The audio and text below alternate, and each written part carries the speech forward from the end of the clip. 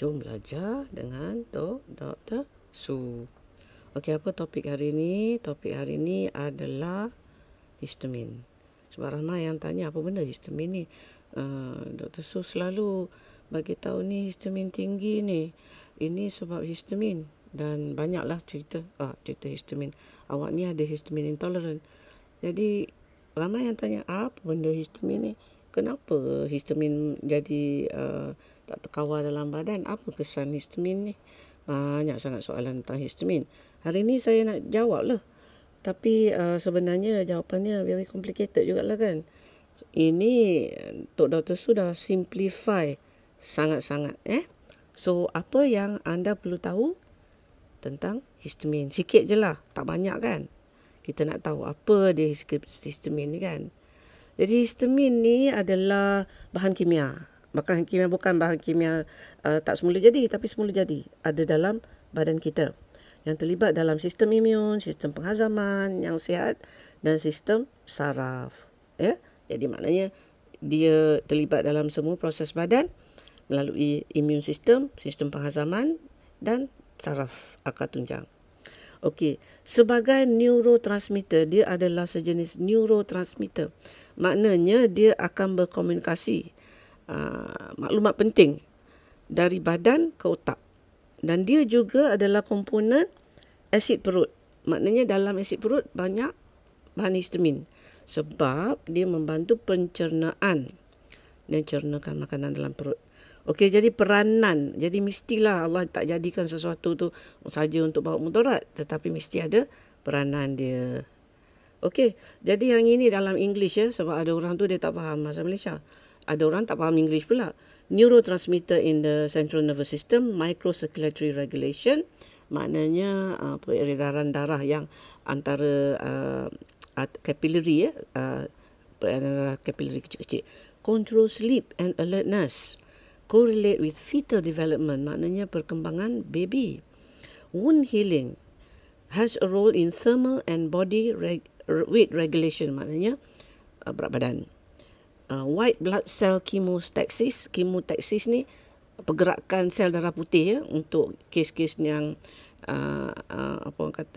infection dan sebagainya. Gastric acid secretion. Jadi saya bahasa Malaysia kan, peranan fisiologis neurotransmitter lah regulasi peredaran darah mikro, kontrol tidur dan kewaspadaan, alertness kongsi dengan perkembangan korelasi dengan perkembangan janin, penyembuhan luka, peranan dalam pengaturan thermal sejuk panas dengan berat badan, chemostasis sel darah putih dengan sekresi asid perut. Yang tadi saya BM kan. Jadi histamin ni dia akan di badan kita yang buat histamin tu pakat badan kita yang buat histamin. Kejap saya minum dulu, haus. Badan kita yang buat histamin. Dan histamin perlu diuraikan, kalau tidak dia akan buat hal. Jadi dengan apa diuraikan? Dengan enzim. Tiga jenis enzim yang akan tunjang diuraikan oleh histamin N methyltransferase. Histamin dalam sistem penghazaman, diamine oxidase, DAO. Nanti kita short form kan DAO. Okey, kita nak tahu tentang apa? Kesan kalau histamin ni tak diuraikan sepatutnya atau produksi terlampau tinggi. Boleh beri kesan pada perut, paru-paru, kulit, otak dan seluruh sistem saluran jantung, menyebabkan masalah meluas. Dan dalam banyak kes, doktor pun tak tahu apa pasal. They don't know sebab dia tak tahu kata benda ni timbul daripada histamin. Siapa yang akan tahu benda ni timbul pada histamin? Orang macam saya lah yang cuba kaji benda-benda secara menyeluruh dan kaitkan satu simptom dengan simptom lain, because banyak bidang perubatan ni dia asing-asingkan jantung-jantung. Ini paru-paru. Jadi dia pakar paru-paru, tak nampak benda lain. Jadi bila jumpa orang macam general macam saya dan holistik macam saya akan tengok ni 5 perkara ni apa kaitan dia? Dan kadang-kadang kita akan jumpa kaitan dia adalah histamin. Okey, sakit kepala, migrain, susah tidur, tekanan darah tinggi, pening kepala, vertigo, rentak jantung tak normal, susah mengawal suhu badan, sejuk sangat, panas sangat, risau, gelisah, loya, muntah, kejang perut, rasa panas, rasa sejuk punya, hidung tersumbat, bersin, susah bernafas, kitaran head tak normal, gegata, letih, tisu badan membengkak. Dan tak lupa pula ya, banyak orang dia sakit macam-macam. Lepas tu doktor tengok, ni awak ni depression ni, awak pergi jumpa psikiatris. Psikiatris tak bagi ubat antihistamin, psikiatris bagi ubat depression. Tapi histamin adalah neurotransmitter rangsang yang boleh menyebabkan stres. Jadi kalau kita tinggi histamin, kita boleh timbul lekas marah, cepat gelabah, cemas, perubahan suasana emosi, mood swing ya. Ini adalah sebab kerana jadi ada orang tu dia belajar sendiri. Oh, makan je antihistamin, makan Piriton, lega, dapat tidur dan dapat rasa tenang dan sebagainya. Dia tak tahu kenapa. Sebab kita dah tahu bahawa histamin boleh menyebabkan emosi tak betul, termasuklah marah, termasuk GERD. Jadi kalau you boleh kaitkan ya, histamin tinggi boleh menyebabkan anxiety dan GERD. Okey? Sebab apa? Gegata, rasa panas, kejang perut, loya, muntah, pedih perut dan sebagainya. Okey. Antara pencetus histamin. Jadi kenapalah histamin ni boleh senang sangat cetus terlebih pula dah. Apalah katanya kalau sistem normal kan, histamin tu datang ngam-ngam cukup-cukup je untuk buat fiziologi tadi tu. Tak adalah kita masalah sangat. Tapi memang banyak benda, especially dalam kehidupan dunia moden ni yang menyebabkan histamin ni dicetus. Satu, alergi lah. So dalam kes alergi, sistem imun kena pasti bahan bukan patogen sebagai patogen dan aktifkan mekanisme radang yang libatkan rembesan histamin. Macam kita kata tadi dia kemotaxis kan, kemotaxis. Jadi dia kemotaxis ni maknanya histamin tu keluar, dia bagi tahu sel darah putih suruh pergi serang sana, serang sini dan sebagainya. Sebenarnya dia bukan perlu serang sebab itu bukan kuman yang menyerang. Okey. Jadi kalau alergik bermusim pula dia akan kenal pasti polen ataupun debu bunga sebagai musuh. Jadi histamin akan keluarlah banyak-banyak. Okey, jadi maknanya dia akan sedarlah bahawa kita bagi antihistamin akan lega. Okey. Mast cell activation yang ini perkara lain satu topik besar, biar kita tinggalkan dulu. Jadi antara perkara yang mencetuskan histamin, satu alergi, satu SIBO. Jadi maknanya kalau kita nak tahu SIBO ni, nafas berbau. Bila sendawa bau macam busuk sangat dan sebagainya, sebab bakteria dah pergi kat ruang yang tak sepatutnya. Barrier tu ada barrier dia duduk dekat kolon sahaja, tapi dia naik kat usus kecil, dia naik ke perut, kita dapat SIBO.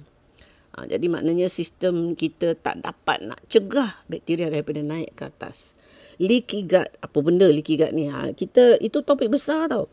Jadi saya letak je leaky gut ni, pendek kata lebih kurang makanan yang belum hazam habis escape into the system, dan dia pula jadi bahan musuh. Sebab apa? Bila makanan yang tak cukup hazam escape ke dalam darah, dia menyebabkan sistem imun kita akan serang dia sebagai musuh.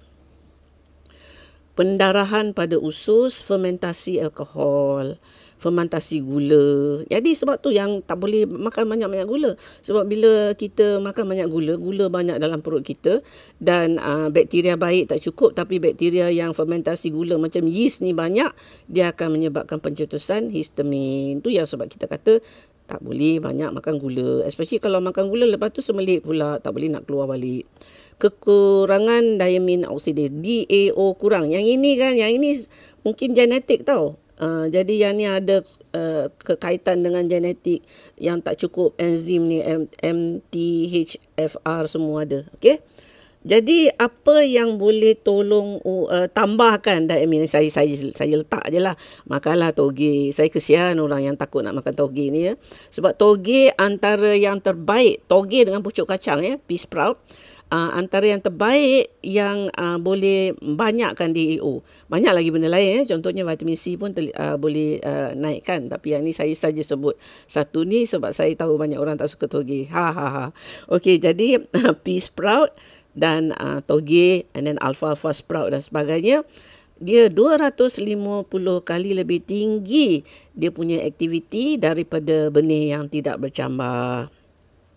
Jadi sebagai saya yang cakap tu, diamine oxidase kekurangannya mungkin genetik.